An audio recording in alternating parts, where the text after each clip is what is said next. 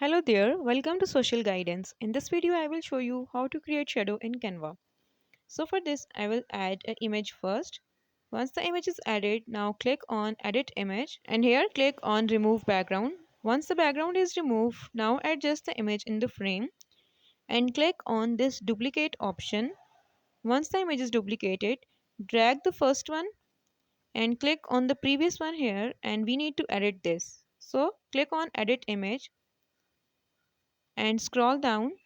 So there we have this blur option in effects. Click on blur and increase the intensity at 53. It's perfect. Now let's go back and go to adjust. Now here you need to decrease the brightness and increase the contrast like this. Now adjust the first image on the second one like this, and as you can see the shadow is created. In this way you can create shadow on Canva. If this video helped you, leave a like on the video and make sure to subscribe us. Thank you for watching.